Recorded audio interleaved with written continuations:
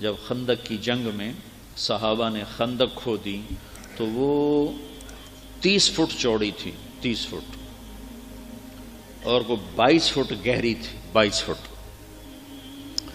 تو 10,000 کا لشکر تھا، کوئی اس کھائی کو پار کرنے کی ہمت نہیں کر سکا۔ تو عمر بن عبد ود یہ بڑا شاہ سوار تھا اور 100 جنگیں لڑ چکا تھا، اس نے پھر اپنے گھوڑے کو اٹھایا اور دوڑاتا ہوا آ کر اس نے یوں جو اس کی لگام کو کھینچا ہے تو اس کے گھوڑے نے چھلانگ لگائی تو 30 فٹ کی کھائی کو پار کر کے صحابہ کے لشکر میں جا کھڑا ہوا۔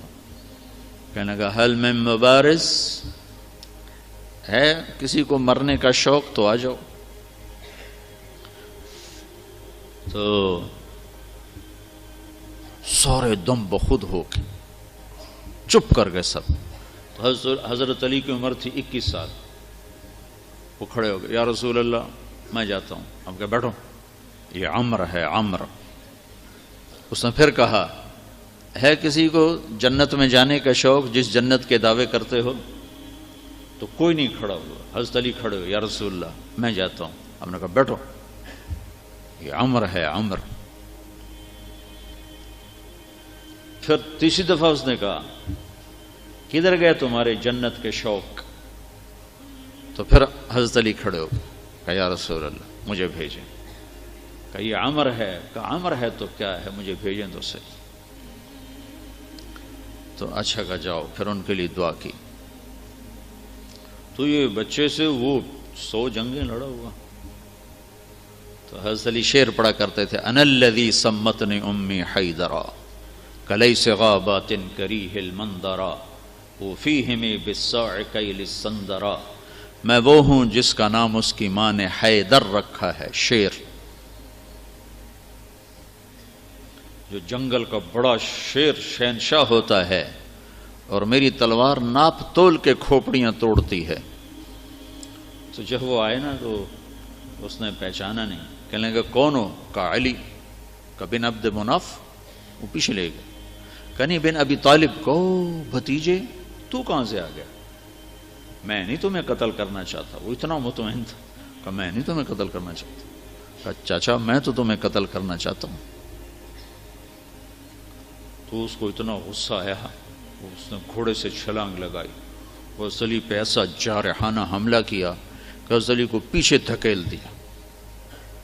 تو غبار اٹھا، دونوں غبار میں چھپ گئے۔ تو اللہ کے نبی نے ہاتھ اٹھایا، یا اللہ علی کی مدد فرما۔ تو اس نے تھوڑی دیر کے بعد اس نے جو وار کیا جو سر پہ لگا حضرت علی کے ترچھا، اور کندھے پہ آ کے لگا، کندھا زخمی ہو گیا۔ تو اتنے میں حضرت اللہ کے نبی کی دعا ہوئی، یا اللہ علی کی مدد فرما۔ تو حضرت علی نے بڑھ کے وار کیا، اس نے ڈھال پہ روکا، وہ ڈھال کٹ گئی، سیدھا اس کی کھوپڑی پہ لگا اور 2 ٹکڑے ہو کو نیچے گر گیا۔ حضرت حسن اور حسین بیمار ہو گئے۔ تو اللہ کے نبی خبر لینے آئے تو دونوں بچے بیمار تھے۔ تو آپ نے کہا حضرت فاطمہ سے روزے کی منت مان لو کہ اللہ تعالیٰ بچوں کو شفا دے تو ہم روزے رکھیں گے۔ تو دونوں میاں بیوی نے 3 روزوں کی منت مانی کہ اللہ ہمارے بچوں کو شفا دے، ہم روزہ رکھیں گے۔ تو اللہ نے ان کو ٹھیک کر دیا۔ تو دونوں میاں بیوی نے روزہ رکھا، اور افطاری کا سامان گھر میں نہیں تھا۔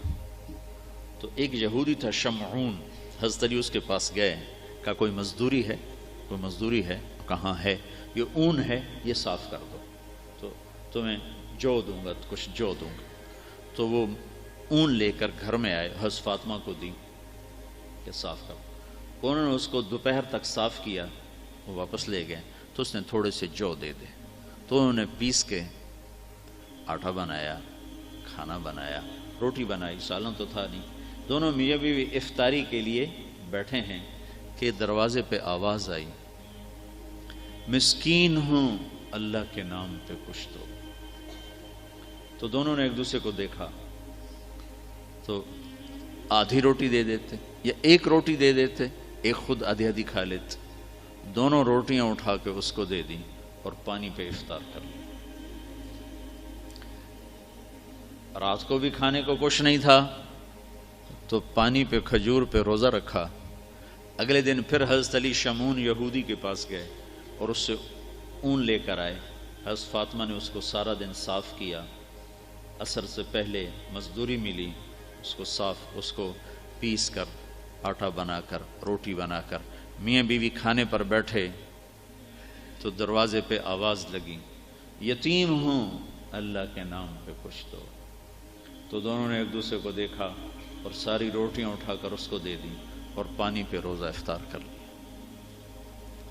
تیسرا دن آیا، پھر وہ مزدوری کر کے روٹی تیار کی اور افطاری پر بیٹھے تو دروازے پر آواز لگی، بدر کے قیدی اس دن آزاد ہوئے، بدر کے قیدی اس دن آزاد کیے گئے۔ تو ایک قیدی دروازے پر آ گیا، قیدی ہوں ابھی چھوٹا ہوں اللہ کے نام پہ کچھ دو۔ تو دونوں میاں بیوی نے دونوں روٹیاں اٹھا کر اس کو دے دی۔ 3 دن کے فاقے نے حضرت فاطمہ کو بستر پر گرا دیا اور بیمار ہو گئی۔ تو اللہ کے نبی حال پوچھنے آئے تو ان کے سینے پہ سر رکھ کے رونے لگی بیماری کی شدت سے۔ تو ان آنسوؤں نے جو آسمان میں ہلچل مچائی، جبریل قرآن لے کر اترا، وَيُطْعِمُونَ الطَّعَامَ عَلَى حُبِّهِ مِسْكِينًا وَيَتِيمًا وَأَسِيرًا انما نطعمكم لوجه۔ پوری آپ کو سنو پیچھے سے، اللہ نے کیا عزت بخشی، پیٹ بھرنا تو جانور کا بھی کام ہے، پیٹ ہی بھرنا رہ جائے تو جانور انسان میں کیا فرق۔ ان الابرار یشربون من کاس کان مزاجها کافورا عینا یشرب بها عباد اللہ یفجرونها تفجیرا۔ یہ میرے بندے ایک دن آنے والا ہے وہ پئیں گے جس کا انہیں تصور بھی نہیں، کافوری شراب پئیں گے۔ پھر اب ان کی یوفون بالنذر، اپنی نظر کو پورا کرتے، وہ منت کا لفظ، اپنی نظر منت کو پورا کرتے ہیں۔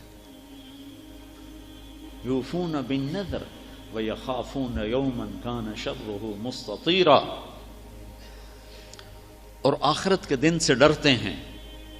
اب ان کی یہ صفت ہے، وَيُطْعِمُونَ الطَّعَامَ عَلَى حُبِّهِ مِسْكِينًا وَيَتِيمًا وَأَسِيرًا، یہ خود بھوکے ہوتے ہیں، عَلَى حُبِّهِ، خود بھوکے ہوتے ہیں اور کھلاتے ہیں مسکینوں کو، یتیموں کو اور قیدیوں کو۔